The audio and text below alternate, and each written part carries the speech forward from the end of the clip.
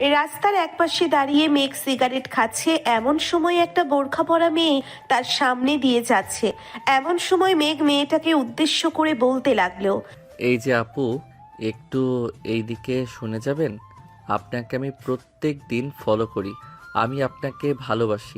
আপনি কি আমার ভালোবাসা গ্রহণ করবেন? আর কোনোদিন যদি আমি শুনতে পাই তুমি আমার পিছু করেছো তাহলে তোমার খবর আছে, এই বলে দিলাম। প্রত্যেক দিন দেখি তুমি আমার পিছু করে আমার বাড়িতে পৌঁছে যাও। আর একবার যদি দেখি তুমি আমাদের বাড়ির সামনে গেছো তাহলে কিন্তু আমি আব্বুকে বলে দিব। এই বলে মেঘ ওইখান থেকে তাড়াতাড়ি করে চলে আসলো তার বাসায়। মেঘলা এবার মাদ্রাসায় পড়া কমপ্লিট করেছে, এখন শিক্ষকতা করার জন্য ঘোরাঘুরি করতেছে বিভিন্ন মহিলা মাদ্রাসায়। এদিকে মেঘ বাপের হোটেলে খায় আর মায়ের হোটেলে ঘুমায়।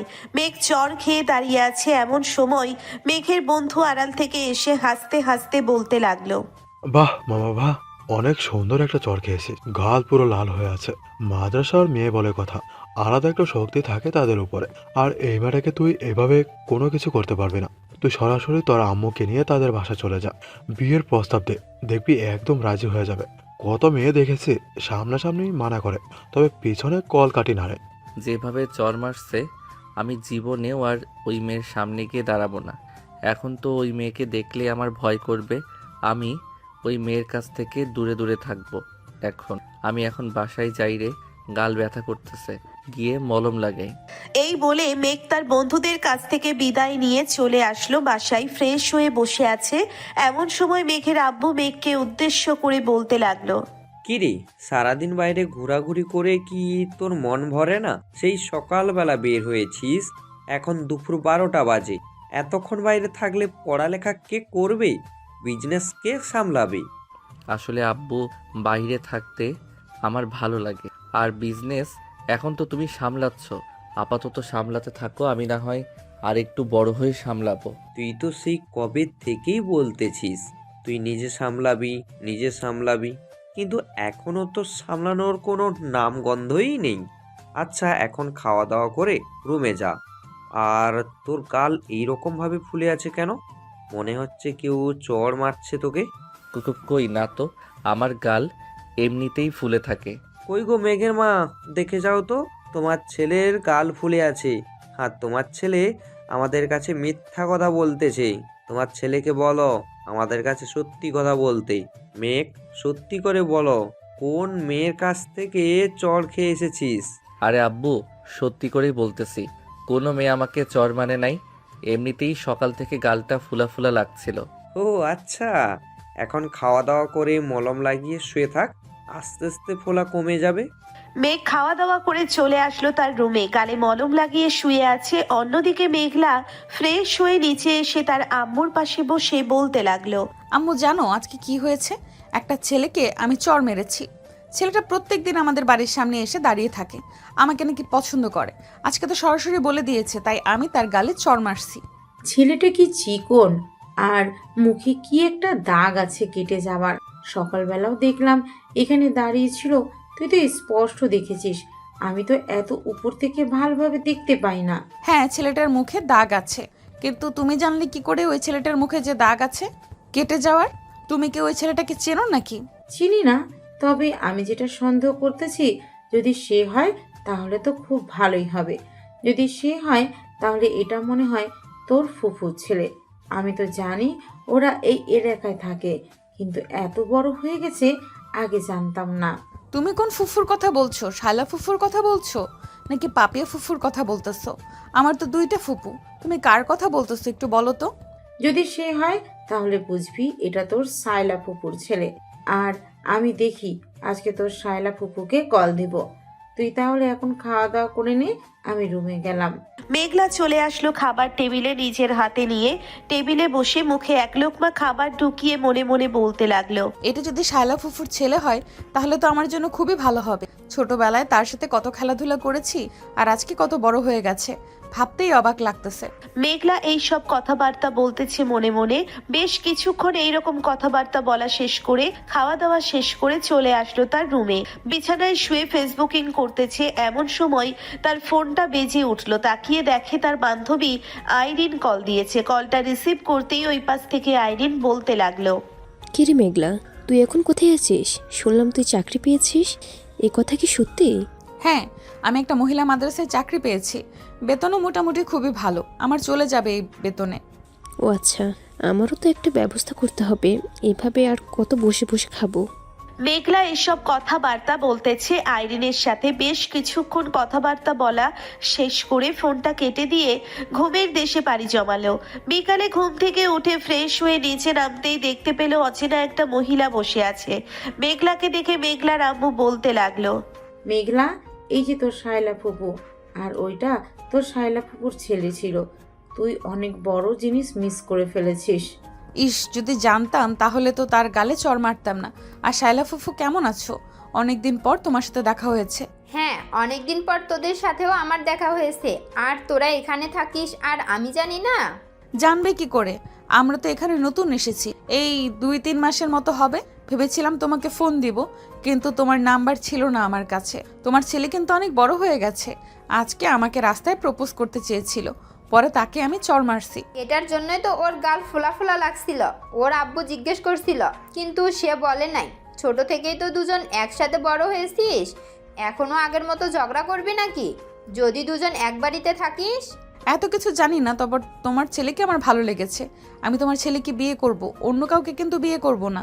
আচ্ছা, তুই না হয় আমার ছেলেকে বিয়ে করিস, তবে আমার ছেলেকে এখন একটু শিক্ষা দিতে হবে। খুব বাদর হয়ে গেছে, কারো কথাই শোনে না।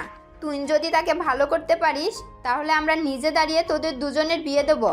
মেঘের আম্মু এইসব কথাবার্তা বলতেছে, এইদিকে মেঘলা লজ্জা পাচ্ছে, আবার সবার সামনে হাসি খুশিও থাকতেছে। বেশ কিছুক্ষণ মেঘের আম্মু মেঘলাদের বাসায় থেকে চলে গেল তাদের বাসায়। অন্যদিকে মেঘ তার বন্ধু বান্ধবের সাথে বসে বসে আড্ডা দিতেছে। এমন সময় ইমন মেঘকে উদ্দেশ্য করে বলতে লাগলো, কিরে মেঘ, সকালবেলা নাকি তুই জ্বর খেয়েছিস, এই কথাটা কি একদম সত্যি? তাও নাকি আবার মহিলা মাদ্রাসার একটা মেয়ের কাছে? ওই যে দেখছিস আমার গার্লফ্রেন্ড কত সুন্দরভাবে হেঁটে আসছে এদিকে। শালা, তুই আমার মতো হয়ে দেখা, এরপরে না হয় আমাকে এসব বলিস। তুই তো নিজে প্রপোজ করতে পারতেছিস না, মনে মনে তো সবসময় গার্লফ্রেন্ড গার্লফ্রেন্ড করি, আর আমাদের সামনেও তো গার্লফ্রেন্ড গার্লফ্রেন্ড বলিস। আজকে যদি প্রপোজ না করতে পারছিস তাহলে তোর খবর আছে, মনে যেন থাকে। এখন যা, গিয়ে প্রপোজ করে আয়। ইমন তার হবু গার্লফ্রেন্ডের সামনে দাঁড়িয়ে পেছন থেকে একটা ফুল বের করে হাঁটু গেড়ে বসে প্রপোজ করতে লাগলো। প্রপোজ করা শেষ হতেই ইমনের গালে ঠাস ঠাস করে চড় মেরে দিল তার হবু গার্লফ্রেন্ড। চড় খেয়ে ইমন তাড়াতাড়ি করে ওইখান থেকে চলে আসলো তার বন্ধুদের কাছে। এইদিকে সবাই হাসাহাসি করতেছে। বেশ কিছুক্ষণ হাসাহাসি করার পর মেঘ ইমনকে উদ্দেশ্য করে বলতে লাগলো, কিরে, এখন কেমন লাগে? তুই তো নিজে চর খেয়ে বসে আছিস, আবার আমাকে নিয়ে হাসাহাসি করছিলি। এখন যদি তোকে নিয়ে হাসাহাসি করি তাহলে কেমন লাগবে? তোর মোটা বউয়ের কাছে তুই চর খেয়েছিস, তোর ভাগ্যের ব্যাপার। মুখ থেকে একটা দাঁত খুলে পড়ে যায় নাই। শালা, আমার দাঁত এখনই ব্যথা করছে। ইস, এত জোরে চড় মারবে আমি ভাবতেই পারি না। মেয়েটার কাছ থেকে দূরে দূরে থাকতে হবে। আমি আর কোনো প্রেমের নাম মুখে নিব না, আর কোনোদিন যদি প্রেমের নাম মুখে নিই তাহলে আমি আমার নাম পাল্টে ফেলবো। এই সব কথা বলতেছে ইমন। এমন সময় ইয়াসিন মেঘকে উদ্দেশ্য করে বলতে লাগলো, মেঘ, চল কোথাও থেকে ঘুরে আসি। এইভাবে এখানে বসে থাকতে আরো ভালো লাগে না? আর কত এখানে এভাবে বসে থাকবি? যে মেয়েকে পছন্দ করিস ওই মেয়ে তো তোকে মানা করে দেয়। আমার মতো সিঙ্গেলের দলে নাম লিখে ফেল, তাহলে আর কোনোদিন কারো হাতের মায়ের খাইতে হইব না। ইয়াসিন এইসব কথা বলতেছে, এইদিকে মেঘ মুচকি একটা হাসি দিয়ে তার বাইক স্টার্ট করে চলে আসলো ওইখান থেকে নদীর পাড়ে। এইখানে সব সময় আসা হয় না, কারণ এই জায়গাটা কাপলদের জন্য, যেদিক তাকাবে সেদিকেই কাপল। মেঘ একটা কফি হাতে নিয়ে খেতে লাগলো। এমন সময় তার ফোনটা বেজে উঠলো। তাকিয়ে দেখে তার আম্মু কল দিয়েছে। কলটা রিসিভ করতেই ওই পাশ থেকে মেঘের আম্মু বলতে লাগলো, কিরে মেঘ, তুই এখন কোথায় আছিস? তাড়াতাড়ি বাসায় আয়, তোর সাথে জরুরি কথা আছে। আমি এখন বাসায় যেতে পারবো না, বাসায় যাইতে যাইতে সন্ধ্যা হতে পারে। আমি অনেক দূরে চলে এসেছি, বন্ধুদের সাথে ঘোরাঘুরি করতেছি। ও আচ্ছা, তাহলে ঘোরাঘুরি কর, আর সন্ধ্যায় কিন্তু তাড়াতাড়ি বাসায় ফিরবি। তোর আব্বু কিন্তু আজকে অফিস থেকে তাড়াতাড়ি চলে আসবে, দেরি করলে কিন্তু বকা খাবি তোর আব্বুর কাছে। আচ্ছা, তোমরা চিন্তা করো না, আমি সন্ধ্যার মধ্যে ফিরে আসবো। এই বলে মেঘ কলটা কেটে দিয়ে তার বন্ধুদের সাথে আনন্দ উপভোগ করতে লাগলো। বেশ কিছুক্ষণ আনন্দ করার পর মেঘ সন্ধ্যায় তার বন্ধুদেরকে নিয়ে চলে আসলো তাদের বাড়িতে। কলিং বেল দিতেই মেঘের আম্মু এসে দরজা খুলে দিল। সবাইকে দেখে বেশ খুশি হয়েছে। সবাই বসে কথাবার্তা বলতেছে। বেশ কিছুক্ষণ কথাবার্তা বলার পর মেঘের বন্ধু বান্ধব চলে গেল যার যার বাসায়। এইদিকে মেঘ খাবার টেবিলে বসে ফোনে রিলস ভিডিও দেখতেছে। এমন সময় মেঘের আম্মু এসে মেঘের সামনে দাঁড়িয়ে বলতে লাগলো, কোন মেয়ের হাতে চর খেয়ে এসেছিস আমি জেনে গেছি। সি, আমার ভাবতেও লজ্জা লাগতেছে তুই একটা মেয়ের কাছে চর খেয়ে আসিস। মেঘ তার আম্মুর মুখে এই কথা শুনে থতমত খেয়ে গেল। কি বলবে বুঝে উঠতে পারতেছে না। এমন সময় মেঘ তার আম্মুকে বলতে লাগলো, কি বলতেছো আম্মু? আমি আবার কোন মেয়ের কাছ থেকে চর খেয়ে আসবো? আজ পর্যন্ত কোনো মেয়ে আমার শরীরে হাত দিতে পারে নাই, আর তুমি বলতেছো আমি কিনা মেয়ের কাছ থেকে চর খেয়ে আসবো?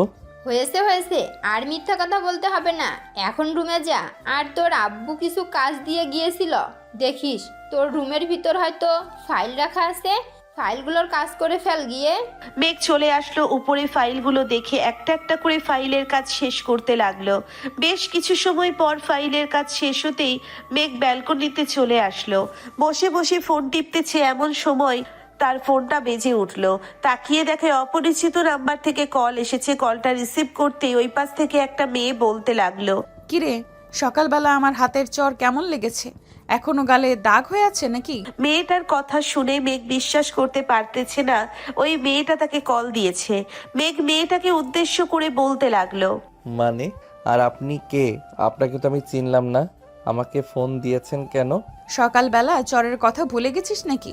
হয়তো তুই ভুলে গেছিস। সকালে সকালে আবারও সেই জায়গায় বসে আছিস। আবার দুই গাল লাল করে দিব, তাহলে তুই চিন্তা ভাবনা করতে পারবি যে আমি কে। থাকার চেনার দরকার নেই, আমি চিনে গেছি। আপনি আমার ফোন নাম্বার পেয়েছেন কোথায়? আমার ফোন নাম্বার তো একমাত্র আমার বাড়ির লোক ছাড়া আর কারোর কাছে নেই। তোর ছবি গুগলে আপলোড করেছিলাম, পরে গুগল তোর ছবি, নাম্বার এবং সবকিছু দিয়ে দিয়েছে। কালকে সকালে তুই সেই জায়গায় থাকবি এবং একা থাকবি, তোর বন্ধু বান্ধব যাতে না থাকে ওইখানে। কেন আবার চিন্তা ভাবনা করেছেন নাকি চর মারবেন আমার গালে? আর হবে না এমন, আমি কখনো আপনার সামনেই যাব না। ইস, এখনো গালে ব্যথা করতেছে। দেখে তো মনে হয় মহিলা মাদ্রাসায় পড়েন বা তাদেরকে পড়ান। হাতে এত শক্তি আসলো কোথায় থেকে? মাদ্রাসার মেয়েদের সাথে পাঙ্গা নিতে আসবেন না। দেখলেন তো কি অবস্থা হয়েছে আপনার। আর যদি কখনো পাঙ্গা নিতে আসেন তাহলে এরকম অবস্থা হবে, এই বলে দিলাম।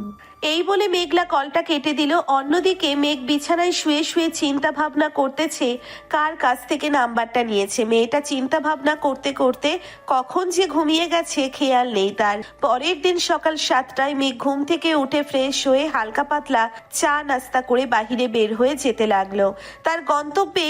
এমন সময় চায়ের দোকানের সামনে আসতেই দেখতে পেল মেঘলা দাঁড়িয়ে আছে। মেঘলাকে দাঁড়িয়ে থাকতে দেখে মেঘ যেই চলে যেতে যাবে এমন সময় মেঘলা বলতে লাগলো, এই যে মিস্টার, এখন যদি আপনি এখান থেকে চলে যান তাহলে কিন্তু আপনার অবস্থা খুবই খারাপ হয়ে যাবে। যেখানে দাঁড়িয়ে আছেন সেখানে দাঁড়িয়ে থাকেন, আর না হয় আমার সামনে আসেন চুপচাপ। মেঘ কি করবে বুঝে উঠতে পারতেছে না। রাস্তা ফাঁকা পেয়ে বাইক স্টার্ট দিয়ে ফুল স্পিডে ওইখান থেকে পালিয়ে গেল। এদিকে মেঘলা এইরকম কাণ্ড দেখে হাসতে হাসতে রাস্তায় গড়াগড়ি খাচ্ছে আর মনে মনে বলতেছে, আমার বর যদি এরকম ভীতু হয় তাহলে কিভাবে হবে? পরে একটু ভয় দেখালেই সে ভয় পেয়ে কান্না করে দিবে। এখন আমি মাদ্রাসার দিকে যাই, দুপুরবেলা তো আবার এখানে থাকবে, দুপুরবেলা আবার আসবো, আর একটু ভয় দেখিয়ে তাকে আমি হাতের কাছে নিয়ে আসতে হবে, না হলে এই বেটাকে নিয়ে আসতে পারবো না। মেঘলা এইসব কথাবার্তা বলতেছে বেশ কিছুক্ষণ। এইসব কথাবার্তা বলে ওইখান থেকে চলে আসলো মাদ্রাসায়। অন্যদিকে মেঘ সোজা চলে আসলো তার বন্ধু ইমনের বাড়িতে। এসে দেখে ইমন বসে আছে। মেঘকে দেখে ইমন বলতে লাগলো, কিরে, আজকে তো সকাল সকাল এখানে চলে আসলি, আর এইভাবে হাঁপাচ্ছিস কেন? মনে হচ্ছে তো বাইক দিয়ে এসেছিস, তারপরও এইভাবে কেন হাঁপাচ্ছিস? আর বলিস না, রাস্তায় ওই মেয়েটা আবারও আমাকে দৌড়ানি দিয়েছে। এবার তো সকাল সকাল আমাকে দৌড়ানি দিয়েছে। আমি চিন্তা ভাবনা করতেছি যে ওই রাস্তা দিয়ে আর চলাচল করব না। ওই রাস্তা দিয়ে চলাচল করলে আমার বিপদ। শালা, এত ভয় পাস কেন? ওই রাস্তা দিয়ে চলাচল করতেই হবে তোকে, না হলে তুই প্রেম করবি কি করে? ভয়কে জয় করে নিতে হয়, তুই জানিস না? যেই দিন তুই ভয়কে জয় করে নিতে পারবি ওই দিন তোর জন্য খুব ভালো হবে। ইমন, ভয়কে জয় করার মতো সাধ্য আমার নেই। গতকালকে ওই মেয়েটা যেইভাবে চর মারছে আমার গালে, এখনো ব্যথা করতেছে। আমি কি করব কিছুই বুঝে উঠতে পারতেছি না। শালা, আর একবার চড় খেয়ে নে, দেখবি একদম ভালো হয়ে গেছিস তুই, আর কোনো কিছুর দরকার পড়বে না। এক গালে চড় খাইলে কিন্তু বউ মরে যাবে, একটার পরে কিন্তু আবার বিয়ে করতে হবে। দ্বিতীয় বিয়ে করতে গেলে কিন্তু এখন প্রচুর ঝামেলা। তুই তো খুব ভালো করেই জানিস সরকার কি নির্ধারণ করে দিয়েছে। এখন মামা, তুই আরেকবার ওই গালে চড় খেয়ে নে, তাহলে তুই একদম ভালো হয়ে যাবি। আবার আরেকটা কাজ করতে পারিস, ওই মেয়ের হাত থেকে চড় না খেয়ে আমার হাত থেকে চড় খেয়ে দেখবি তোর একদম পুরো শরীর সুস্থ হয়ে গেছে। শালা, তুই তো অনেক জোরে মারবি, এটা আমি খুব ভালো করেই জানি। এত জোরে মায়ের খাওয়ার দরকার নেই। তার চাইতে ভালো ওই মেয়ের নরম হাতের স্পর্শ আমি গ্রহণ করি। মেঘ এইসব কথাবার্তা বলতেছে। বেশ কিছুক্ষণ এইসব কথাবার্তা বলার পর ওইখান থেকে চলে আসলো তার বাসায়। রুমের এক কোণায় শুয়ে আছে আর ফোন টিপতেছে। এমন সময় তার রুমের ভিতরে প্রবেশ করলো তার আম্মু আর বলতে লাগলো, কি রে, তুই এইভাবে এক কোণায় শুয়ে আসিস কেন? তোর কি হয়েছে? মনে হচ্ছে তুই ভয় পেয়ে আসিস। কেউ কি তোকে কিছু বলেছে নাকি? আম্মু, অনেক বড় দুর্ঘটনা ঘটে গেছে। একটা মেয়ে আমার পিছু ছাড়তেছে না। রাতের বেলা আমাকে ভয় দেখাইছে, বলেছে যে তার সাথে যদি রিলেশন না করি এবং তার সাথে যদি কথা না বলি তাহলে ওই মেয়েটা আমার নাকি কলিজা চিবিয়ে খেয়ে ফেলবে। মেয়েটা মাদ্রাসায় পড়ে, আবার আমাকে জাদুটোনা করতে পারে। আমি কি করবো আম্মু? তুমি আমাকে প্রবলেমের সলিউশন দাও। তোকে আবার কি সলিউশন দেব? ওই মেয়েটা যা বলতেছে তাই কর। তবে একটা কথা, ওই মেয়ের হাত থেকে মায়ের গুঁতো খেয়ে হলেও ওই মেয়েকেই কিন্তু এই বাড়ির বউ করে নিয়ে আসতে হবে। যদি পারিস তাহলে ওই মেয়ের সাথে কথা বল, আর যদি না পারিস তাহলে কথা বলার দরকার নেই। মেঘের আম্মু এইসব কথাবার্তা বলতেছে। বেশ কিছুক্ষণ এইসব কথাবার্তা বলার পর মেঘ ওইখান থেকে চলে আসলো বাহিরে। রাস্তার এইদিকে ওইদিকে তাকিয়ে মেঘ সামনের দিকে হেঁটে যাইতেছে। এমন সময় হুট করে মেঘের সামনে এসে পড়লো মেঘলা। মেঘ ভয় পেয়ে বলতে লাগলো, আম্মু, তোমার ছেলেকে ধরে নিয়ে যাইতেছে, তুমি তাড়াতাড়ি আমাকে বাঁচাও। এই মেয়েটা মনে হয় ভূত, আমার ঘাড় মটকে দিবে। এই বলে মেঘ কান্না করে দিল। এইদিকে মেঘলা হিজাবের নিচে প্রচুর হাসাহাসি করতেছে। মেঘের দিকে ভালোভাবে তাকিয়ে দেখে মেঘের হাত পা কাঁপাকাঁপি করা শুরু করে দিয়েছে। মেঘের ওই অবস্থা দেখে মেঘলা বলতে লাগলো, এরকম করলে কিভাবে চলবে? তুমি তোমার হবু স্বামী, এরকম ভাবে আমাকে ভয় পেলে চলবে নাকি? আমি তো তোমাকে ভয় পাচ্ছি না। আমি মাদ্রাসার একটা মেয়ে হয়ে যদি তোমাকে ভয় না পাই তাহলে তুমি আমাকে ভয় পাবে কেন? বুক ফুলিয়ে কথা বলবে। আপনি ভূত এইভাবে কথা বলতেছেন কেন আমার সাথে? আপনার হাত পা তো একদম ঠিকঠাক আছে, কোনোটা উল্টো দিকে ঘুরে নাই। নাকি আপনি পর্দাশীল ভূত? কোনটা? এত কিছু জানি না, তুই যেটা মনে করিস আমি সেটাই। তবে একটা কথা মনে রাখিস, আমি পর্দাশীল ভূত হলে তোর ঘাড় এইভাবে মটকানো না, অন্যভাবে মটকাবো, মনে রাখিস। এখন সোজা বাসায় যাবি, বাইরে ঘুরোঘুরি করতে পারবি না। বাসায় গিয়ে তোর আম্মুকে বলবি আমার জন্য তেলের পিঠা বানিয়ে দেওয়ার জন্য। তুই তো জানিস ভূতেরা তেলের পিঠা খেতে খুব পছন্দ করে। রাতের বেলা আমি তোকে ফোন দিলে যে ঠিকানা বলবো ওই ঠিকানায় নিয়ে আসবি। নিয়ে তো আসতে পারবো, কিন্তু রাতের বেলা তো আমি নিজেই ভয় পাই। তাহলে আপনাকে তেলের পিঠা এনে কিভাবে দিব? আমি এনে দিতে পারবো না। আপনি প্লিজ এরকম করবেন না আমার সাথে। এরকম করলে কিন্তু আমি এখন কান্না করব। এখন যদি কান্না করিস তাহলে আশেপাশে ছেলে পেলে দেখতেছিস না, তাদেরকে ডেকে তোকে মায়ের খাওয়াবো। পরে তুই বুঝতে পারবি কি জিনিস আমি। প্লিজ এরকমটা করবেন না আমার সাথে। এরকম করলে আমি আরো জোরে জোরে কান্না করব। ঠিক আছে, তোর সাথে আর কিছু করব না, তবে আমি যা বলি তাই শুনতে হবে তোকে। আর যদি না শুনিস তাহলে আশা করি বুঝতেই পারছিস কি হতে পারে। মেঘলা এইসব কথা বলে ওইখান থেকে চলে আসলো আবারও মাদ্রাসায়। অন্যদিকে মেঘ সোজা বাসায় এসে তার আম্মুর পায়ে ধরে কান্না করতে করতে বলতে লাগলো, আম্মু, তুমি আজকে আমাকে তেলের পিঠা বানিয়ে দাও। ওই পেতনিকে দিতে হবে না। যদি না দেই তাহলে ওই পেতনি আমাকে খেয়ে ফেলবে। প্লিজ আম্মু, আমাকে তেলের পিঠা বানিয়ে দিয়ে দাও। আচ্ছা, আজকে তোকে আমি তেলের পিঠা বানিয়ে দিয়ে দেবো। তবে একটা কথা, ওই মেয়েটাকে আমাদের বাসায় নিয়ে আসিস। আমিও দেখতে চাই ওই পেতনিটা দেখতে কেমন। যদি সুন্দর হয় তাহলে এই বাড়িতেই রেখে দেবো। আম্মু, এই কাজ কখনোই কইরো না। ওই মেয়েটা খুব সাংঘাতিক, যখন তখন আমার উপরে ঝাঁপিয়ে পড়ে। আমি হেঁটে হেঁটে বন্ধুদের কাছে যাচ্ছিলাম, ওই মেয়েটা কোথায় থেকে যেন উড়ে এসে আমার সামনে এসে দাঁড়ালো। আমি ভয় পেয়ে কান্না করে দিয়েছি।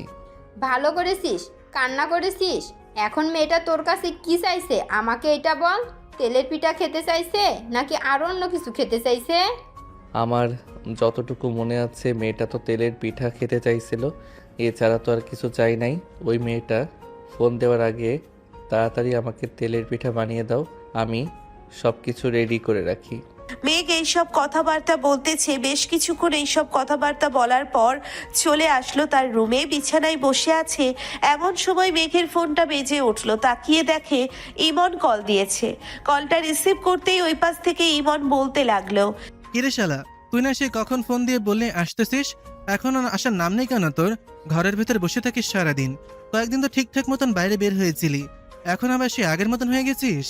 শালার বলিস না, একটা মেয়ে জিন আমার উপরে ভর করেছে।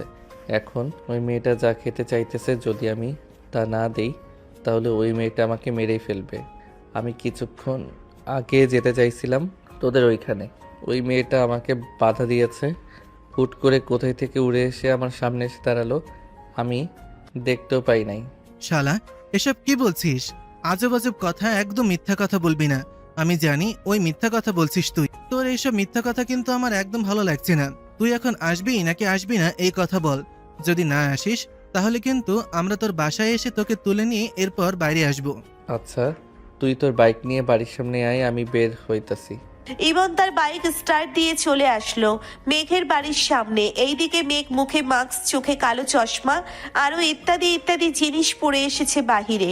মেঘকে এইরকম অবস্থায় দেখে ইমন বলতে লাগলো, কিরে শালা, এভাবে এসেছিস কেন? তোকে কি কেউ তুলে নিয়ে যাইতেছে নাকি? এখন আমি তোকে নিয়ে যাব, আবার দিয়ে আসবো, এর মধ্যে তুই আবার এইরকম অবস্থায় এসেছিস? ভয় পেয়েছিস নাকি? তাড়াতাড়ি এখান থেকে চল, যে কোনো সময় চলে আসতে পারে ওই মেয়েটা। আর ভয় পাবো না কেন? হুট করে যদি কেউ সামনে চলে আসে তাহলে তো ভয় পাওয়ার কথা। আর শয়তান তো সাদা শাড়ি পরে আসে, কিন্তু ওই মেয়েটা তো কালো বোরকা পরে এসেছে। তাই আর কি চিন্তা ভাবনা করতেছি, মেয়েটা যদি আমাকে কিছু করে। বলদের বাচ্চা, তোকে কেউ কিছু বলতে পারবে না। তুই এখন বড় হয়েছিস, আর মেয়েরা তো ছেলেদের দেখলে ভয় পায়, সেইখানে তুই কিনা নিজেই ভয় পাচ্ছিস ওই মেয়েটাকে।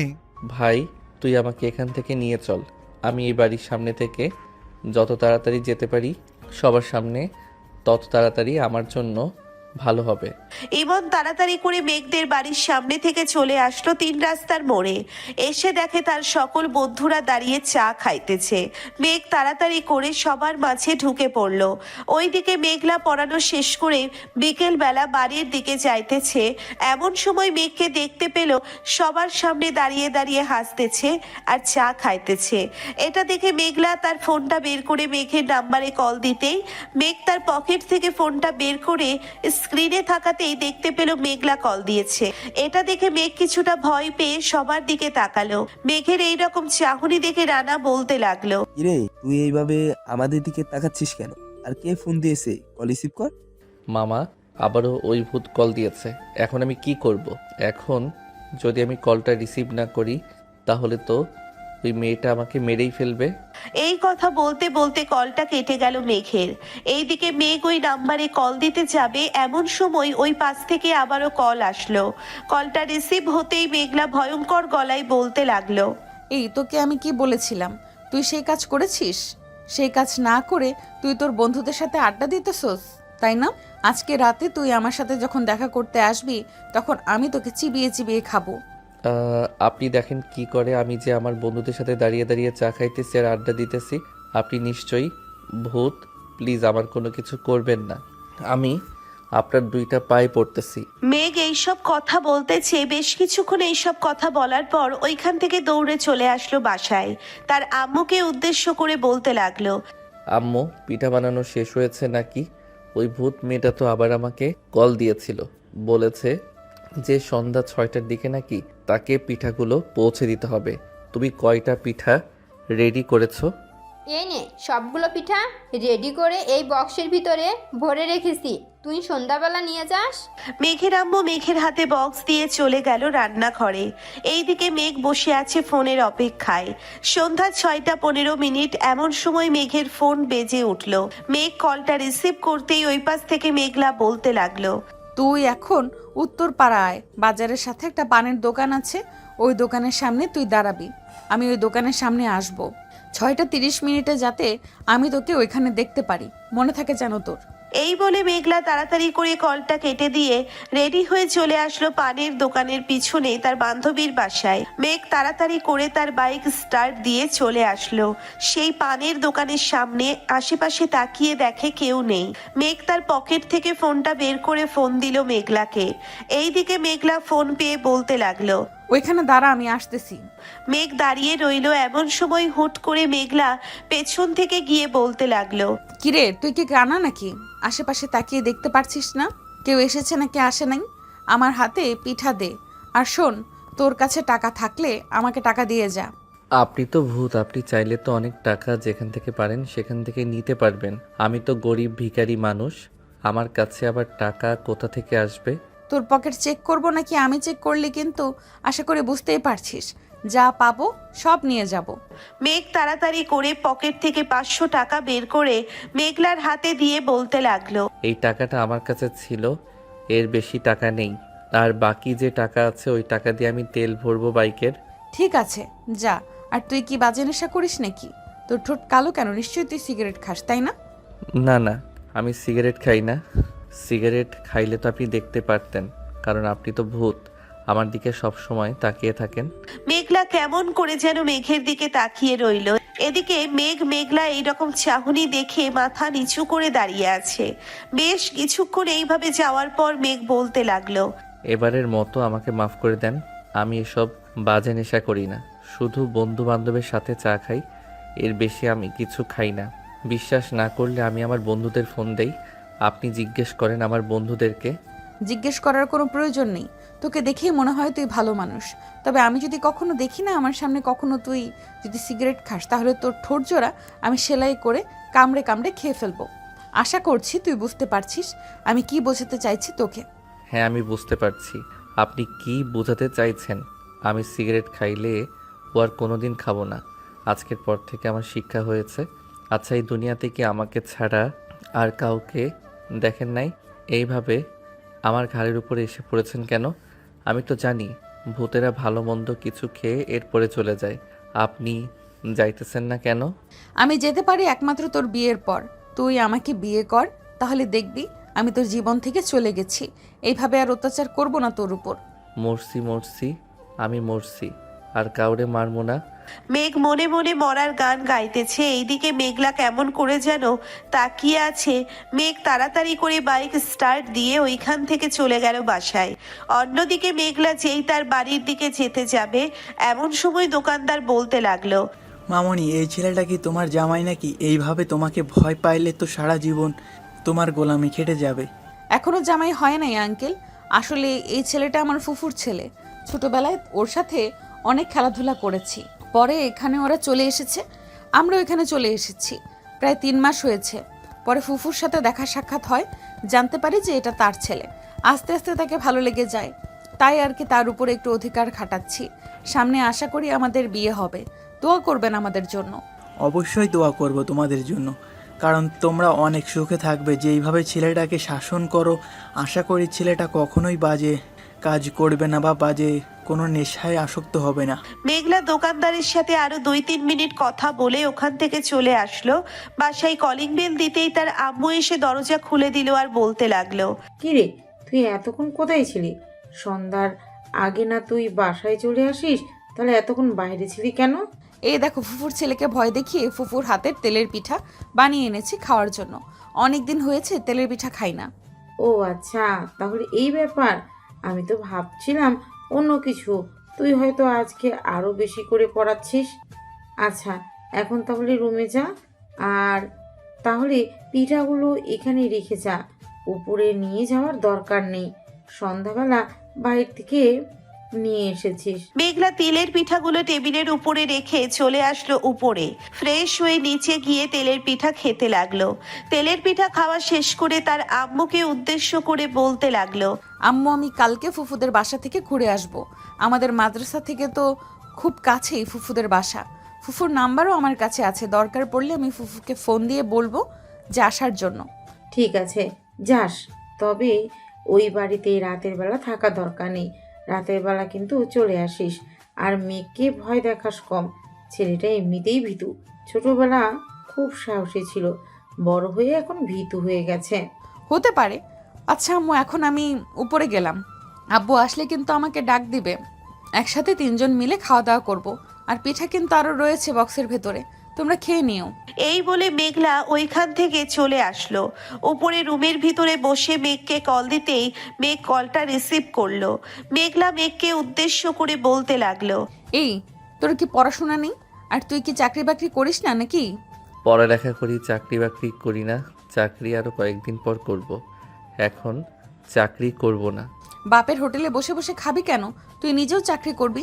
কাল থেকে বা 2 দিন পর থেকে তুই চাকরিতে জয়েন করবি। আর যদি তুই চাকরিতে জয়েন না করিস তাহলে কিন্তু তোর ঘাড় মোটকে মেরে ফেলবো রাতের বেলায় এসে। থাক, আমাকে আর মেরে ফেলার দরকার নেই। আমি এমনিতেই মরে গেছি। আপনি যা বলবেন আমি তাই করতে রাজি আছি। এখন ফোনটা রাখেন, আমি একটু কাজ করব। এখন তুই কোনো কাজ করতে পারবি না। এখন তুই আমার সাথে কথা বলবি। আমি যতক্ষণ তোর সাথে কথা বলবো ততক্ষণ তুই আমার সাথে কথা বলতে থাকবি। সত্যি আমার কাজ আছে, এখন আপনি ঘুমান, রাত অনেক হয়েছে। এই বলে মেঘ কলটা কেটে দিয়ে তাড়াতাড়ি করে ফোনটা বন্ধ করে রেখে দিল। এইদিকে মেঘলা ফোন দিল মেঘের আম্মুর কাছে। মেঘের আম্মু কলটা রিসিভ করতেই মেঘলা বলতে লাগলো, ফুফি, তোমার ছেলে কোথায়? তোমার ছেলেকে আমি ফোন দিয়েছি, 2 মিনিট কথা বলেছি। এখন তোমার ছেলে বলতেছে এই রাতের বেলা তোমার ছেলের কাজ আছে। আমি কিন্তু এখন তোমাদের বাসায় এসে তোমার ছেলেকে অনেক মারধর করব, তখন কিন্তু কিছু বলতে পারবে না। মেঘলা, তুই আজকের মতো তাকে ছেড়ে দে। আজকে যেই অবস্থা হয়েছে তার, সে ভয়ে কাসুমাসু হয়ে রুমের ভিতরে বসে আছে। সে এখন যা ইচ্ছা তাই করুক, তুই খাওয়া দাওয়া করে ঘুমা। কালকে না হয় আবার এরকম করবি। মেঘলা মেঘের আম্মুর সাথে আরো কিছুক্ষণ কথা বলে ফোনটা কেটে দিল। এইদিকে মেঘ আস্তে করে বাড়ি থেকে বের হয়ে চলে আসলো তার বন্ধুদের কাছে। বসে বসে কথা বলতেছে তার বন্ধুদের সাথে। এমন সময় এমন ইমন বলতে লাগলো, কিরে, তুই এখন কি করবি? কিছু চিন্তা ভাবনা করলি নাকি ওই মেয়েকে তোর পেছন থেকে কিভাবে সরাবি কিছু চিন্তা ভাবনা করেছিস? চিন্তা ভাবনা আর কি করব? আমার মনে হয় ওই মেয়েটা এখনও আমার পিছনে আছে। কালকে দেখবি ঠিক ওই মেয়েটা ধরে ফেলেছে আমি কি করেছি কি না করেছি। আরে শালা, তুই তো একটা ভীতু। শোন, আমি একটা প্ল্যান করেছি। কালকে তুই জানতে পারবি ওই মেয়ের আসল পরিচয়। এখন আমার কথা মনোযোগ দিয়ে শোন। আজকে তুই ফোন বন্ধ রেখে দিয়েছিস, কালকেও তুই ফোন বন্ধ রেখে দিবি। আর তোর রুমের দরজা কখনোই খুলবি না, ব্যালকনি দিয়েও বাইরে আসবি না। কালকে আমরা ওই মেয়েটার পুরো ডিটেল খুঁজে বের করব। ওই মেয়েটা কি তোর কোনো আত্মীয়স্বজন লাগে নাকি অন্য কিছু? আবার যদি ওই মেয়েটা আমাদেরকে ধরে ফেলে তাহলে তো সমস্যা হবে। তুই বুঝতে পারছিস ইমন, ওই মেয়েটা যদি আমাকে ধরে ফেলে। শালা, আমার কথা মতন তুই চলাচল কর। এখন তুই বাসায় যা, গিয়ে খাওয়া দাওয়া করে ঘুমা। মেঘ তার বন্ধু বান্ধবের কাছ থেকে বিদায় নিয়ে চলে আসলো বাসায়। খাওয়া দাওয়া শেষ করে যেই রুমে যেতে যাবে এমন সময় মেঘের আম্মু বলতে লাগলো, কি রে মেঘ, কালকে তোর কাজ আছে নাকি? তুই কি আমার সাথে আমাদের অফিসে যেতে পারবি? এখন একটু কাজের চাপ বেশি তো। তুই যদি আমার সাথে যাইতি তাহলে খুব ভালো হতো। ঠিক আছে আব্বু, আমি না হয় কালকে সকালে তোমার সাথে অফিসে যাব, তবে বিকালবেলা কিন্তু আমি চলে আসব। বিকালের পর আর অফিসে থাকতে পারবো না। এই বলে মেঘ ওইখান থেকে চলে আসলো তার রুমে। বিছানায় শুয়ে ফোনটা ওপেন করতেই দেখতে পেল প্রায় অনেকগুলো মেসেজ এসেছে ওই নাম্বার থেকে। মেঘ মেসেজগুলো না পড়ে ফোন টিপতে লাগলো। রাত প্রায় 3টে। এমন সময় মেঘের ফোনটা বেজে উঠল। তাকিয়ে দেখে ওই নাম্বার থেকে কল এসেছে। এটা দেখে মেঘ মনে মনে বলতে লাগলো, মেয়েটা মনে হয় আমার উপরে জাদুটোনা করেছে। এই মেয়েটা জানলো কিভাবে আমি এখনো জেগে আছি। এই মেয়েটা নিশ্চয়ই আমার খারাপ চাইতেছে, না হলে এমন করতে পারতো না। মেঘ এইসব কথাবার্তা বলতেছে। বেশ কিছুক্ষণ এইসব কথাবার্তা বলার পর কলটা রিসিভ না করে সাইলেন্ট করে ফোনটা একপাশে রেখে ঘুমের দেশে পাড়ি জমালো। এইদিকে মেঘলা অনেকগুলো কল দিয়েছে, কল একটাও রিসিভ করে নাই। এটা দেখে মেঘলা মনে মনে বলতে লাগলো, নিশ্চয়ই অন্য মেয়েদের সাথে কথা, ফেসবুকে চ্যাটিং করছিল আর আমার ফোন পেয়ে ফোন রিসিভ করে নাই। কালকে যদি দেখি সামনে পাই তাহলে ওর অবস্থা খুব খারাপ করে দিব। আমার সাথে বেইমানি এইরকম তো হতেই পারে না। ওর বেইমানি আমি বের করেই ছাড়বো। এই সব কথাবার্তা বলতেছে মেঘলা। বেশ কিছুক্ষণ পর ফোনের দিকে তাকিয়ে দেখে 3:35 বাজে। বিছানা থেকে উঠে উঁচু করে 4 রাকাত তাহাজ্জুদের নামাজ আদায় করে নিল। নামাজ আদায় করে গজল শুনতে শুনতে কখন যে ফজরের আজান দিয়ে দিয়েছে টের পেল না মেঘলা। ফজরের আজান শুনে মেঘলা আবারও কয়েকবার কল দিল মেঘকে। মেঘ ঘুমিয়ে আছে এখনো। এদিকে মেঘলা দেরি না করে নামাজ আদায় শেষ করে বসে রইল। এমন সময় তার আম্মু এসে 1 কাপ চা দিয়ে বলতে লাগলো, মেঘলা, তুই কি সত্যি মেয়েকে পছন্দ করে ফেলেছিস, নাকি তোর আব্বু রাতের বেলা জিজ্ঞেস করেছিল আমাকে, তাই তোকে জিজ্ঞেস করলাম? পছন্দ করে থাকলে আমাদেরকে জানাস, আমরা না হয় পারিবারিকভাবে বিয়ে দিয়ে দেবো তোদের। হ্যাঁ আম্মু, আমি তাকে পছন্দ করি, তবে একটা কথা, এখন বিয়ে করা যাবে না। এখন একটা সমস্যা আছে, এই সমস্যার সমাধান হয়ে গেলে তারপরে আমি বিয়ে করব। আর একটা কথা, তোমরা যদি আমার বিয়ে ঠিক করো মেঘের সাথে, তবে মেঘকে বলবে না যে আমি সেই মেয়ে। আমি তাকে সারপ্রাইজ দিতে চাই।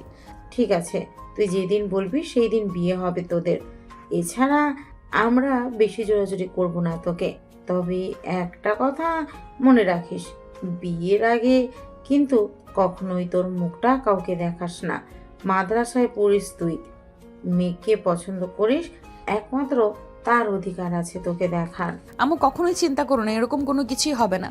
তোমরা নিশ্চিন্তে থাকো, বিয়ের আগে কখনোই মেঘ আমাকে দেখতে পারবে না এবং অন্য কেউ দেখতে পারবে না। মেঘলা এইসব কথাবার্তা বলতেছে। বেশ কিছুক্ষণ এইসব কথাবার্তা বলার পর মেঘলার আম্মু চলে গেল নিচে সকালের নাস্তা রেডি করে ফেললো। এদিকে মেঘলা মাদ্রাসায় যাওয়ার জন্য রেডি হয়ে মেঘকে আরো কয়েকবার কল দিল, কিন্তু কল রিসিভ করলো না। এটা দেখে মেঘলা আর কল না দিয়ে চলে আসলো নিচে। সকালের খাবার খেয়ে ওইখান থেকে চলে আসলো মাদ্রাসায়। আসার সময় মেঘকে দেখতে পেল না। অন্যদিকে মেঘ সকাল 11টায় ঘুম থেকে উঠে ফ্রেশ হয়ে তাড়াতাড়ি করে চলে আসলো তার আব্বুর অফিসে। এসে দেখে অনেক কাজ পড়ে আছে। মেঘ তার আব্বুর সাথে বেশ কিছুক্ষণ কাজ করে বিকেল 3টার দিকে চলে আসলো বাসায়। ফ্রেশ হয়ে বসে আছে, এমন সময় তার ফোনটা বেজে উঠলো। তাকিয়ে দেখে রান্নার কল দিয়েছে। কলটা রিসিভ করতেই ওই পাশ থেকে রানা বলতে লাগলো, কিরে মেঘ, সারাদিন তোর কোনো খোঁজ খবর নেই, কোথায় আছিস? ওই মেয়ের চিপায় বসে আছিস নাকি অন্য কোথাও গিয়েছিস? আব্বুর সাথে একটু অফিসে এসেছিলাম। আব্বু একা একা কাজ করতেছে তো, তাই আর কি আব্বুর সাথে অফিসে চলে এসেছি। তোরা ওয়েট কর, আমি এখন বাসায় ফিরতেছি। ফ্রেশ হয়ে খাওয়া দাওয়া করে এরপরে তোদের সাথে দেখা করব। আর একটা কথা, ওই মেয়েটা আমাকে প্রায় 200+ কল দিয়েছে, একবারও কল রিসিভ করে নাই আমি। সাব্বাস বাঘের বাচ্চা। আবার দেখিস মেয়েটা যাতে তোদের বাসায় চলে না যায়। যদি বাসায় যায় তাহলে তো বুঝতেই পারিস মেয়েটা তোর কি অবস্থা করতে পারে। শালা দিদি তো আবার ভয় পাইয়ে আমাকে। এখন তো আমি ভয় পাচ্ছি, বাইরে বের হব কি করে? আমি একা, মেয়েটার কল তো রিসিভ করতেই হবে।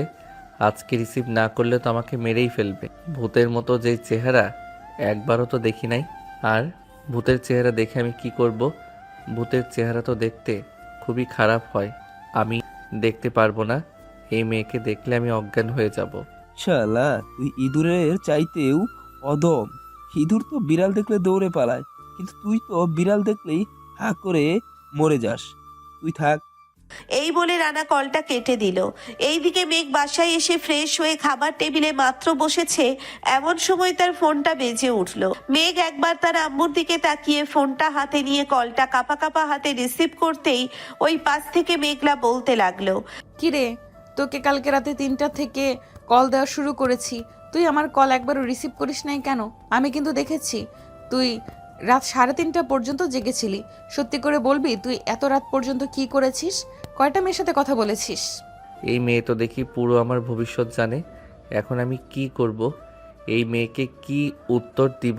মেঘ এইসব মনে মনে চিন্তা ভাবনা করতেছে। বেশ কিছুক্ষণ চিন্তা ভাবনা করার পর মেঘলাকে উদ্দেশ্য করে বলতে লাগলো, আমি তো রাত 11টার দিকে ঘুমিয়ে গেছি, আপনি মিথ্যা কথা বলেন কেন? তুই মিথ্যা কথা বলবি না। আমি একদমই স্পষ্ট দেখেছি তুই রাত 3:30 পর্যন্ত জেগেছিলি। সন্ধ্যাবেলা আমার সাথে দেখা কর পার্কে, তোকে আজকে আমি চিবিয়ে খাবো, যাতে তুই সব সময় সত্যি কথা বলিস।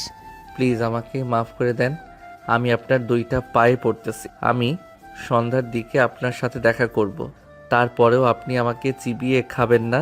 আচ্ছা তুই সন্ধ্যাবেলা দেখা কর আর সাথে টাকা নিয়ে আসবি, আমি যা খেতে চাইবো তাই খাওয়াতে হবে। যদি না খাওয়াস তাহলে সত্যি সত্যি তোর ঘাট চিবিয়ে খাবো আমি। এই বলে মেঘলা কলটা কেটে দিল। সন্ধ্যা 6:15 মেঘ দাঁড়িয়ে আছে পার্কে, অপেক্ষা করতেছে মেঘলার জন্যে। বেশ কিছুক্ষণ পর মেঘলা আসলো মেঘের সামনে দাঁড়িয়ে মেঘকে ঘুরঘুর করে দেখতে লাগলো। বেশ কিছুক্ষণ এইভাবে দেখার পর মেঘলা বলতে লাগলো, তোর ফোনটা দে, আমি দেখতে চাই তুই কালকে রাতে কয়টা মেয়ের সাথে চ্যাটিং করেছিস। যদি দেখি 10 থেকে 15টা মেয়ের সাথে চ্যাটিং করেছিস তাহলে আজকে সারা রাত এখানে দাঁড়িয়ে থাকতে হবে তোর। ঠিক আছে, এই নেন দেখেন। যদি 10 থেকে 15টা মেয়ের সাথে কথা বলতে দেখতে পান তাহলে আমাকে সারা রাত এখানে দাঁড়া করিয়ে রাখবেন। মেঘলা মেঘের ফোনটা হাতে নিয়ে ভালোভাবে দেখতে লাগলো। বেশ কিছুক্ষণ দেখার পর হঠাৎ করে টুম করে একটা মেসেজ আসলো একটা মেয়ে আইডি থেকে। মেসেঞ্জারে প্রবেশ করতে দেখতে পেল অনেক মেসেজ। এটা দেখে মেঘলা মেঘের কান টেনে ধরে বলতে লাগলো, কি রে, তুই না বলেছিস কোনো মেয়ের আইডি পাবো না, এখন কিভাবে পেলাম? আর মেয়েটা এসব কি মেসেজ করেছে তোর সাথে? তোকে আজকে আমি মেরে ফেলবো। এই বলে মেঘলা মেঘকে ঠাস ঠাস করে চড় মারতে লাগলো। এইদিকে পার্কের ভিতর সবাই হাঁ করে তাকিয়ে রইল মেঘের দিকে। কয়েকজন ছেলেরা মেঘলার কাছে এসে বলতে লাগলো, আবু, ছেলেটা কি আপনাকে বিরক্ত করছে নাকি? বিরক্ত করলে আমাকে বলতে পারেন, আজকে এই ছেলেটাকে উচিত একটা শিক্ষা দিয়ে দিব। না, এই ছেলেটা বিরক্ত করতেছে না, এই ছেলেটা হচ্ছে আমার পরিচিত। আর আপনারা এখান থেকে যান। এখানে এসেছেন কেন? মেঘলার কথা শুনে ছেলেগুলো ওইখান থেকে চলে গেল। এইদিকে আবারও মেঘকে মারতে লাগলো। বেশ কিছুক্ষণ মেঘকে মারার পর মেঘলা বলতে লাগলো, এই নে তোর ফোন, আজকের পর থেকে তুই আর আমার সাথে কোনো কথা বলবি না, আমিও তোর সাথে কোনো কথা বলবো না।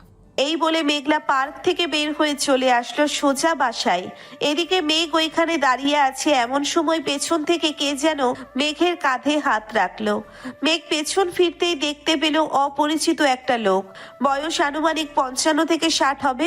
লোকটা মেঘকে উদ্দেশ্য করে বলতে লাগলো, কি ব্যাপার, ওই মেয়েটা তোমাকে এইভাবে মারছিল কেন? আমার কাছে চাইলে তুমি শেয়ার করতে পারো। শেয়ার করলে আমি তোমাকে একটা সমাধান দিতে পারবো। আপনাকে আমি চিনি না, আপনাকে কেন এসব বলবো? আপনি এখান থেকে চলে যান, আপনাকে আমি এসব বলতে পারবো না। এই বলে মেঘ ওইখান থেকে চলে গেল সোজা বাসায়। এদিকে মেঘলার আব্বু বাসায় এসে মেঘলাকে উদ্দেশ্য করে বলতে লাগলো, কিরে মেঘলা, তোমাদের মাঝে আবার কি হয়েছে? পার্কে দেখলাম তুই মেঘাকে মারছিলি, গতকালকেও তো তোরা ঠিক ছিলি, আজকে আবার কি হয়েছে? তেমন কিছু হয় নাই, এমনিতে একটু শাসন করছিলাম। আচ্ছা তোমরা থাকো, আমি রুমে গেলাম। এই বলে মেঘলা ওইখান থেকে সোজা চলে গেল তার রুমে। অন্যদিকে মেঘ তার বন্ধুদের সাথে আড্ডা দিতেছে আর মেয়েদের সাথে চ্যাটিং করতেছে। এমন সময় রানা বলতে লাগলো, কিরে মেঘ, তোকে দেখে মনে হচ্ছে তুই আজকে অনেক খুশি। এত খুশি হওয়ার কারণ কি আমাকে বল তো একটু। এত খুশি হওয়ার কারণ আছে অনেক। মেঘলার সাথে আর কথা হবে না আমার, কারণ মেঘলা নিজে বলে গেছে সে আর আমার সাথে কোনো সম্পর্ক রাখতে চায় না। আর তুই খুব ভালো কাজ করেছিস ফেক আইডি দিয়ে মেসেজ করে। তুই আমার জীবনটা বাঁচিয়ে দিয়েছিস। তুই যদি আমার জীবনটা বাঁচিয়ে না দিতি তাহলে ওই মেয়েটার প্যারা খেতে খেতে মরে যেতাম। ও আচ্ছা, আবার দেখিস যাতে মেঘলা তোর উপরে খেপে না যায়। বাসায় গিয়ে কয়েকবার কল দিস, কল দিলে চিনতে ভাবনা করবি, তুই তার কথা মনে করিস তুই। আর যদি বাসায় গিয়ে কল না দেয় তাহলে তোর কপাল নির্ঘাত মৃত্যু লেখা আছে, এই বলে দিলাম। আরে ওই মেয়েকে কল দিয়ে আবার বিপদ ডেকে আনবো কেন? ওই মেয়ে তো নিজেই বলেছে আমার সাথে আর যোগাযোগ করবে না। ওই মেয়ের সাথে যোগাযোগ করার দরকার নেই আমার। ওর ইচ্ছা, যেমন চায় তাই কর। তবে যখন এসে তোর ঘাড়ে বসবে তখন তুই আবার আমাকে ডাক দিস না। আমাকে ডাক দিলে কিন্তু তোর খবর আছে, এই বলে দিলাম। ওই মেয়েটার বকা খাইতে একদম ইচ্ছা নেই আমার। রানা এইসব কথাবার্তা বলতেছে। বেশ কিছুক্ষণ এইসব কথাবার্তা বলার পর রাত 9টার দিকে সবাই সবার বাসায় চলে গেল। মেঘ বাড়িতে ফিরে তার রুমের ভেতরে গিয়ে বসে রইল। এমন সময় তার আম্মু এসে বলতে লাগলো, কি রে, খাওয়া দাওয়া করবি না নাকি? বাইরে থেকে এসে শুয়ে পড়েছিস, খাওয়া দাওয়া করার ইচ্ছে নেই তো? আজকে আমি খুবই আনন্দিত, খাবার পেটে ঢুকবে না। তোমরা গিয়ে খাবার খেয়ে নাও। মেঘের আম্মু আর কিছু না বলে চলে গেল নিচে। এইদিকে মেঘ বিছানায় শুয়ে আছে, মেঘলার কথা চিন্তা ভাবনা করতেছে। এমন সময় মেঘলার কল আসলো। কলটা রিসিভ করবে নাকি রিসিভ করবে না চিন্তা ভাবনা করতেছে মেঘ। কল রিসিভ না করে ফোনটা এক সাইডে রেখে ঘুমের দেশে পাড়ি জমালো। অন্যদিকে মেঘলা প্রায় অনেকগুলো কল দেওয়ার পরও যখন কল রিসিভ করে নাই, তখন মেঘলা কল দিল মেঘের আম্মুর কাছে। মেঘের আম্মু কলটা রিসিভ করতেই মেঘলা বলতে লাগলো, ফুফু, মেঘ বাহির থেকে এখনো বাসায় ফেরে নাই নাকি? তাকে কতগুলো কল দিলাম, সে একটা কল রিসিভ করে নাই। সে তো সেই কখন বাড়িতে ফিরেছে, তার নাকি আজকে অনেক খুশি খুশি লাগতেছে। এটার জন্য সে খাবার না খেয়ে ঘুমিয়ে পড়েছে হয়তো। কেন, জরুরি দরকার নাকি? জরুরি দরকার না, আসলে তাকে বলেছিলাম রাতে ফোন দেওয়ার জন্য, সে ফোন দেয় নাই, তাই আর কি তোমাকে কল দিলাম। আচ্ছা রাখলাম তাহলে, আর আমি কালকে সকালে তোমাদের বাসায় আসতে পারি। আচ্ছা, সকাল সকাল চলে আসিস, ভালো কিছু রান্না করব। মেঘলা কথা শুনে কলটা কেটে দিয়ে বিছানায় শুয়ে শুয়ে মনে মনে বলতে লাগলো, একবার বলে দিয়েছে কথা বলবো না, এটার জন্য এত মহাখুশি হয়েছিস? কালকে সকালে যাই, এরপরে তোর অবস্থা কি করব এটা একমাত্র আমি জানি। তোকে ফাঁসির দড়ি দিয়ে ঝুলাবো, মেঘের বাচ্চা। এইসব বকাবকি করতে করতে মেঘলা ঘুমের দেশে পাড়ি জমালো।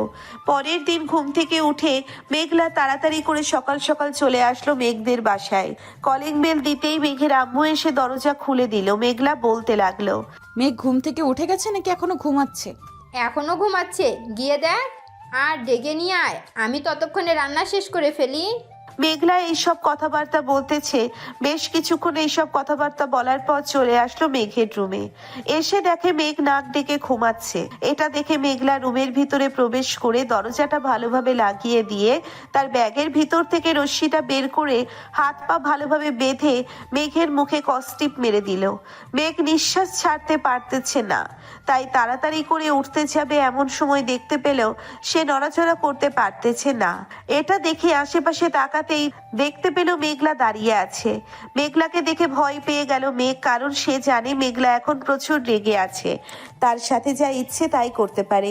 মেঘলা হাতের কাছে কিছু না পেয়ে টেবিলের উপর থেকে ছুরিটা নিয়ে বিছানায় উঠে পড়লো। তারপর বলতে লাগলো, পা দুটো কেটে ফেলবো নাকি? সারা জীবনের মতো মেয়েদের পিছু বের হয়ে যাবে। মেঘ ইশারা করে বারবার না করতেছে। এইদিকে মেঘ পুরো ভয়ে শেষ হয়ে আছে। মেঘলা মেঘের মুখ থেকে স্কচ টেপটা খুলে বলতে লাগলো, একদম আস্তে কথা বলবি, তাড়াতাড়ি বল কি করব? কেটে ফেলবো নাকি আমার কথা মতো তুই চলবি? আমি সব কথা মানতে রাজি আছি, প্লিজ কিছু কইরো না মেঘলা আপু। আমি তো তোমার ছোট, আর তুমি তো আমাকে পছন্দ করো, তাই না? তোকে বিয়ে করতে হবে এমন কোনো কথা আছে নাকি? আমি অন্য ছেলেকে বিয়ে করব, তবুও তোকে সুখী হতে আমি দিব না। আমি বলে এসেছিলাম তোর সাথে যোগাযোগ করব না, আর তুই আমার সাথে যোগাযোগ করলি না। তোর বন্ধুরা কি একবারও বলে নাই আমার সাথে যোগাযোগ করার জন্য? তুই জানিস না আমি কতটা রাগী? রানা বলেছিল, আমি তো বাসায় এসে ঘুমিয়ে গিয়েছিলাম আর ফোন সাইলেন্ট ছিল, আমি দেখতে পাই নাই যে তুমি কল দিয়েছো। প্লিজ আপু, এবারের মতো মাফ করে দাও আমাকে। আমি আর কখনো এমন কোনো কাজ করব না, প্লিজ এবারের মতো মাফ করে দাও। তোকে তো আমি বিশ্বাস করতে পারি না। তোকে বিশ্বাস করতে গেলে উল্টো আমার মাথা খারাপ হয়ে যাবে। তুই আমার সাথে যোগাযোগ করিস না। তোর কত বড় সাহস! আমি রাগ করেছি আর তুই আমার রাগ ভাঙাস নাই। রাগ কিভাবে ভাঙাতে হয় আমি জানি না, আমাকে বলে দাও, আমি তোমার রাগ ভাঙিয়ে দিব। কি খাবে বলো, আমি তোমাকে ওই জিনিসটা খাওয়াবো।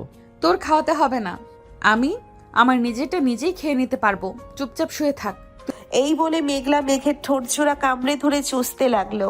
বেশ কিছুক্ষণ চষার পর মেঘলা মেঘকে ছেড়ে দিয়ে মেঘের গালে ঠাস ঠাস করে চর মারতে লাগলো। চর মারতেছে আর কান্না করতেছে।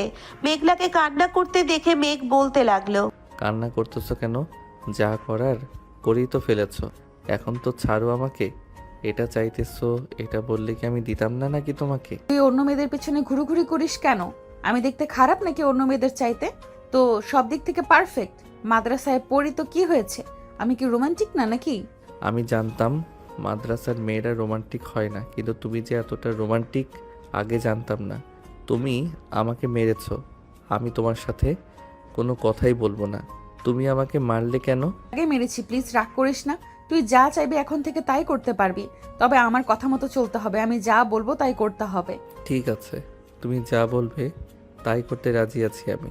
এখন ছাড়ো, আমি ফ্রেশ হব আবার কলেজে যেতে হবে, তো কলেজে যাবে না? হ্যাঁ, কলেজে যাব। ফ্রেশ হয়ে তাড়াতাড়ি নিচে আয়, ফুফু রান্না করতেছে। খাওয়া দাওয়া করে এরপরে একেবারে কলেজে যাব দুজন। আর কালকে যে মেয়েটা ওইসব মেসেজ দিয়েছে, ওই মেয়েটাকে সত্যি করে বল। ওই আইডি মেয়ের না, ওই আইডি হচ্ছে রানার। সে ইচ্ছা করে এরকম করেছে, তার এই রকম করাতে রাগ কইরো না তুমি। মেঘলা কিছু বলল না। মেঘ ফ্রেশ হয়ে মেঘলাকে নিয়ে চলে আসলো নিচে। খাওয়া দাওয়া শেষ করে দুইজন কলেজের দিকে রওনা দিল। মেঘের কলেজের পাশে মেঘলার মাদ্রাসা।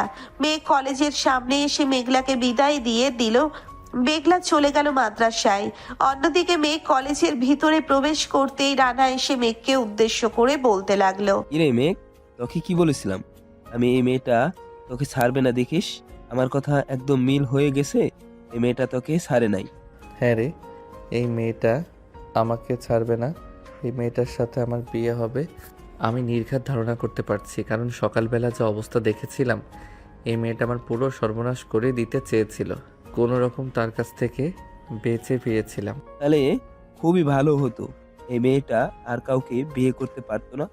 সারা উল্টা কথা বলিস কেন? এই মেয়েটা বিয়ে করতে পারবে না, নাকি আমি বিয়ে করতে পারবো না, নাকি আমি বিয়ে করতে পারবো না ওইটা বলবি। সবাই চলে এসেছে নাকি? আর ঘুরতে যাওয়ার প্ল্যান না করেছিলি? কোথায় যাবি? ভাই, আগে তুই মেঘলা আপুর কাছ থেকে অনুমতি নিয়ে নে, এরপরে ঘুরতে যাওয়ার প্ল্যান করব। ঠিক আছে, আমি রাতের বেলা তোদেরকে জানাবো।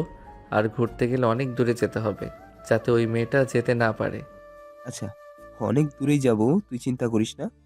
চল এখন ক্যান্টিনে যাব, কিছু খাওয়া, আমাকে খুব ক্ষুধা লাগছে। আচ্ছা চল তাহলে। মেঘ তার বন্ধু বান্ধবদেরকে নিয়ে ওইখান থেকে চলে আসলো ক্যান্টিনে। সবাই একসাথে বসে খাবার খাইতেছে। বেশ কিছুক্ষণ খাওয়া দাওয়া করে ক্লাসরুমে চলে আসলো। ক্লাসরুমে এসে সবাই একসাথে বসে আছে। এমন সময় জ্যোৎস্না ম্যাডাম আসলো। মেঘকে দেখে জ্যোৎস্না ম্যাডাম বলতে লাগলো, কি ব্যাপার, তোমাকে দেখলাম একটা মেয়ের সাথে আসতে, বিয়ে টিয়ে করে ফেললে নাকি এই বয়সে? না ম্যাডাম, বিয়ে করি নাই। ওইটা হচ্ছে আমার কাজিন। আসলে তার মাদ্রাসার সামনে তো, তাই আর কি তাকে পৌঁছে দিয়ে গেলাম, আর আমিও কলেজে চলে আসলাম। ও আচ্ছা, আমি তো ভেবেছিলাম আরো কত নাকি। তুমি তো আবার সিনিয়র মেয়েদের পিছনে ঘোরাঘুরি করো। কিছুদিন আগে তো আমার মেয়ের পিছনে লেগে গিয়েছিলে। আমি তো ভেবেছিলাম তোমাদের ধরে বিয়ে দিয়ে দিব, কিন্তু পরে জানতে পারলাম তোমার বন্ধুর সাথে আমার মেয়েকে ডেটিং করে। রান্না পছন্দ হলে সরাসরি বাসায় চলে আসবে, এইভাবে লুকিয়ে লুকিয়ে কতদিন? ঠিক আছে ম্যাডাম, আপনি সবার সামনে লজ্জা দিয়ে দিয়েছেন আমাদেরকে, এখন তো যেতেই হবে। রাতের বেলা আপনাদের বাসায় যাব, বাকি কথা ওইখানে না হয় হবে। ঠিক আছে, এখন ঠিক মতো ক্লাস করো। মেঘ, রানা এবং আরবের একজন ক্লাস করে ওইখান থেকেই সোজা চলে আসলো বাহিরে। মেঘ রানাকে উদ্দেশ্য করে বলতে লাগলো, কিরে রানা ম্যাডাম কি বলেছে মনে আছে তো? মনে তো আছে, বাসায় কিভাবে জানাবো এটাই চিন্তা ভাবনা করতেছি। এখন যদি বাসায় যাই তাহলে তো কেলেঙ্কারি হয়ে যাবে, আমাকে বাড়ি থেকে বের করে দিবে। তোর গার্লফ্রেন্ড থাকতে তুই এত চিন্তা করতেছিস কেন? তুই তাকে নিয়ে তোদের বাসায় যা, তোর গার্লফ্রেন্ড তোর চাইতে অনেক বেশি বোঝাতে পারবে। সে বোঝালে দেখবি এক মুহূর্তে রাজি হয়ে গেছে। তুই বিয়ে করে ফেললে আমিও বিয়ে করে ফেলতে পারবো, তখন আমার জন্য বিয়ে করে ফেলা খুব সহজ হয়ে যাবে। আচ্ছা, আমি দেখি কি করা যায়। রানা জ্যোৎস্না ম্যাডামের মেয়েকে নিয়ে চলে আসলো তাদের বাসায়। সন্ধ্যায় রানা তার পুরো পরিবার এবং মেঘকে নিয়ে চলে আসলো তার গার্লফ্রেন্ডের বাসায়। সবাই একসাথে বসে কথাবার্তা বলতেছে, বিয়ের আলোচনা করতেছে। অন্যদিকে মেঘ মেঘলাকে সময় দিতেছে। বেশ কিছুক্ষণ কথাবার্তা বলে ফোনটা কেটে দিয়ে চলে আসলো সবার সামনে। এসে দেখে বিয়ের সকল কাজ কমপ্লিট হয়ে গেছে। রানা এবং রাইসার বিয়ে কমপ্লিট হয়ে গেছে। মেঘ, আমরা তো বিয়ে করে ফেললাম, আমি চিন্তা ভাবনাও করতে পারি নাই আজকে কথা হবে এবং আজকে বিয়ে হয়ে যাবে। তুই কবে বিয়ে করবি এটা বল। আগে ট্যুর দিয়ে আসি, এরপরে বিয়ে করব। আর ভাবি তো এখন তোকে একা যেতে দিবে না, যেখানে যাস না কেন ভাবি যাবে তোর সাথে। তা তো যাবেই, এটা কি আর বাধা দিতে পারবো? তবে হ্যাঁ বন্ধু বান্ধবের সাথে আমি যাব। একা সে মেয়ে মানুষ, সে বাসায় থাকবে। তোদের বিয়ে হয়ে গেলে এরপরে সব কাপল মিলে একসাথে যাব। মেঘ এইসব কথাবার্তা বলতেছেন। বেশ কিছুক্ষণ এইসব কথাবার্তা বলার পর ওইখান থেকে বিদায় নিয়ে সোজা চলে আসলো তাদের বাসায়। রাতে খাওয়া দাওয়া শেষ করে মেঘলার সাথে মেসেজ করতেছে। মেঘলা আপু, আমি আমার বন্ধুদের সাথে একটু ঘুরতে যাব, আমাকে একটু ঘুরতে যেতে দাও। কত দূর যাবি? আর তোর বন্ধুরা যাবে নাকি? তাদের গার্লফ্রেন্ড এবং বউ যাবে, কোনটা? শুধু আমরা বন্ধুরা যাব, অন্য কেউ যাবে না। ঠিক আছে, যা। তবে হ্যাঁ, আমাকে এখন যেভাবে সময় দিস ওইভাবেই সময় দিতে হবে।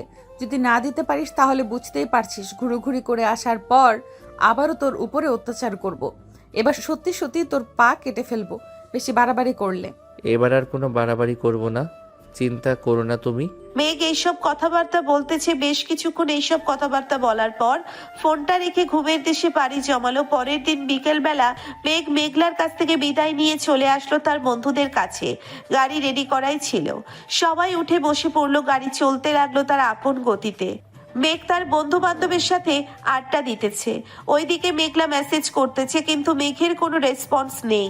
ফোন সাইলেন্ট হয়ে থাকার কারণে বুঝতেই পারতেছে না। মেঘলা তার আব্বু আম্মুর সামনে এসে বলতে লাগলো, আব্বু আম্মু, মেঘকে আমি বিয়ে করতে চাই। আমি আর দেরি করতে চাই না। তোমরা মানো আর না মানো, যে করেই হোক তার সাথে আমার বিয়ে দিতেই হবে। মেঘলা, তুই একটু চিন্তা ভাবনা করে এরপরে কথাবার্তা বল। আত্মীয়দের মধ্যে বিয়ে হলে কিন্তু অনেক সমস্যা হয়, এটা তুই জানিস। কারণ আরও দুইজনের বিয়ে হয়েছে আত্মীয়র মধ্যে, তাদের কিন্তু অনেক সমস্যা রয়েছে, নিজের চোখে দেখেছিস। সমস্যা হয়েছে তো কি হয়েছে? আমি আমার সমস্যা সমাধান করতে পারলেই তো চলবে।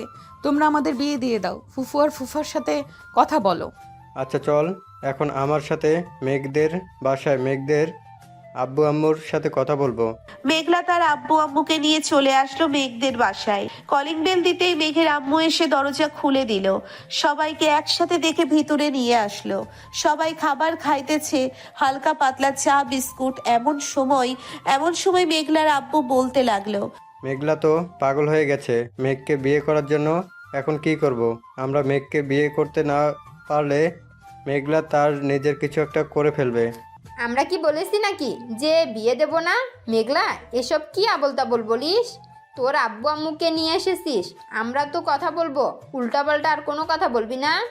আমাদের যদি বিয়ে না দাও তাহলে আমি সত্যি নিজেই কোনো একটা ক্ষতি করে ফেলবো। বলেছি তো তোদের বিয়ে দেব, এত চিন্তা করতেছিস কেন? এক কাজ কর, মেঘ তো আজকে ঘুরতে গেছে, কালকে বা পরশুদিন চলে আসবে। এই 2 দিনের মধ্যে বিয়ে ঠিক করে ফেলি, সে আসলেই সাথে সাথে তোদের বিয়ে দিয়ে দেব। শুনলাম রানার নাকি এভাবেই বিয়ে হয়ে গেছে। হ্যাঁ, মেঘ আমাকে গতকালকে রাতে বলেছে। এখন তোমরা যদি এভাবেই বিয়ে দিতে চাও, আমিও এভাবেই বিয়ে করতে রাজি আছি। আচ্ছা, তাহলে মেঘ 2 দিন পর আসুক, এরপরে না হয় বিয়ে দেওয়া যাবে। সবাই কথাবার্তা বলে ওইখান থেকে চলে গেল। দেখতে দেখতে এইভাবে কেটে গেল 2টা দিন। মেঘ সন্ধ্যাবেলা বাসায় আসতেই মেঘের আব্বু মেঘের হাতে একটা পাঞ্জাবি ধরিয়ে দিয়ে বলতে লাগলো, এই নে, এইটা তাড়াতাড়ি পরে আয়, তোর জন্য সবাই অপেক্ষা করতেছে। মানে আমার জন্য কারা আবার অপেক্ষা করতেছে? তুই তাড়াতাড়ি রেডি হয়ে আয়, এরপরে নিজেই দেখতে পারবি কারা কারা অপেক্ষা করতেছে। মেঘ রেডি হয়ে নিচে ড্রয়িং রুমে আস্তে আস্তে দেখতে পেল তার বন্ধু বান্ধবরা এবং অন্যান্য আত্মীয় স্বজনরা বসে আছে, সাথে কাজীও বসে আছে। মেঘের বুঝতে আর বাকি রইল না আজকে আর তার রক্ষা হবে না, কারণ আজকে তার বিয়ে। মেঘ এই বিয়েতে রাজি হয়ে গেল, কারণ এখানে যদি মানা করে তাহলে সমস্যা হবে তার। রাতে খাওয়া দাওয়া শেষ করে মেঘলা আর মেঘ চলে আসলো রুমে।